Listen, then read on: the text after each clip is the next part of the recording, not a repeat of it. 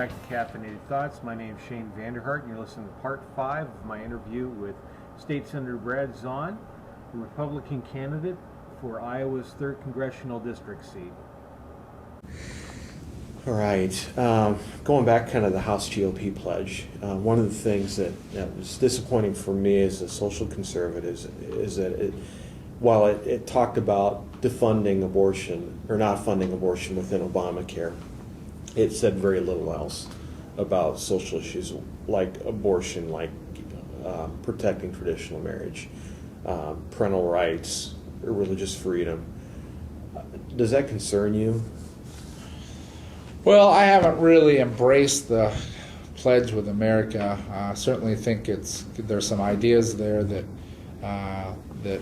are favorable, and they're heading us the right direction, but it wasn't quite as aggressive as I thought it should be.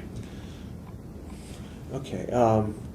One of the things that has been kind of a frustration for me and for other social conservatives is that we hear candidates who say, I'm pro-life, I'm against abortion, I'm for traditional marriage, and they get to Washington and nothing's really done. How, and like I said with this pledge, and I know you said it's not aggressive enough, I completely agree. How does the ball get advanced? How do we stop playing defense on these issues and actually start gaining some ground? Because we've got a good environment. Gallup showed that the majority of Americans are pro-life.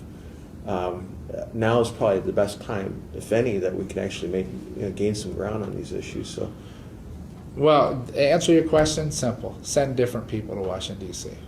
Okay. I mean, my record on social issues stands for itself. When I got elected to the state senate, I said I was going to do something, and that's exactly what I've done in regards to my voting record. And I do think it's unfortunate. So many people that are sent to Washington, D.C. kind of lose sight of the reason why the people sent them to Washington, D.C. And I'm going to continue advocating and voting the way I've done in the past, and I'm not going to change. I'm not going to sell out. I'm a very strong social conservative, and I will do everything I can in my power to make sure that the voice is being heard, and if hopefully I'll have the opportunity to vote on some of these issues, and we'll be able to advance those and make real changes in the United States. Will you look at sponsoring legislation? Absolutely. Okay. I've done that in the Iowa Senate. Okay, great. I know this is more of a state issue, but Congressman King over the weekend weighed in on the judicial retention vote that'll be happening. That's you got to flip the ballot over and Sure. vote on those judges. He says he'll be voting no on the Iowa Supreme Court justices that are up for retention, and their names are lost for me right now, but there's 3 of them. Right. What is your position on that? I will be doing exactly the same thing. I think that and it's not personal for me. I've met some of the justices, and I'm on the Judiciary Committee, and what they have done, I think, has clearly been unconstitutional. The intent in the Iowa Code defines a marriage between one man and one woman, and they've decided to legislate their personal views from the bench, and I think that's unconstitutional, and I will be voting against the 3 justices that are up on the ballot. Okay. Looking at this from a federal perspective, should we have a federal marriage amendment? Yes, I think we should, and I would be, I will be willing to co-sponsor that if elected in Washington, D.C. And the reason why I think we need this is because I truly believe, and here I'm talking and saying that local control is important. I was going to say, you got some people saying, wait a minute, this is a federal, this is the states' rights. But you have activist judges that are going away, that are voting against the clear intent of the people. And a great example of that would be in the state of California. And so something needs to be done on the national level. Where they declare their constitution unconstitutional. Yeah. It's amazing. I don't know if you followed what happened up in Sioux City about a week ago with Kerry Gordon, one of the pastors at Cornerstone World Outreach. Yeah. He basically, related to this retention vote, just maybe talk about at least the principle, if you're not aware of the actual situation. It's fascinating.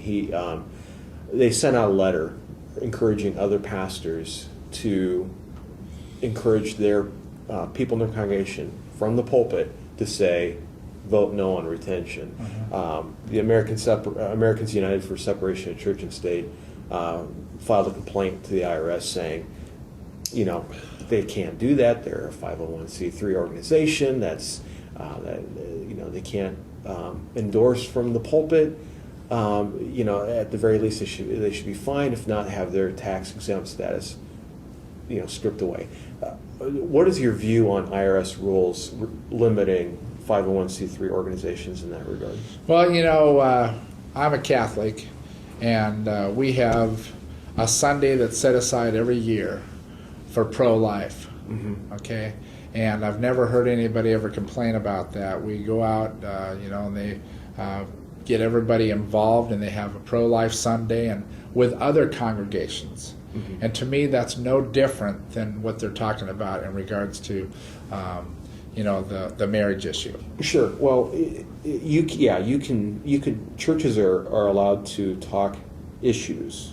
Like when I used to be an interim pastor, and I preached on the biblical framework for life, and I addressed my congregation after the Iowa Supreme Court ruling was struck down, our DOMA law.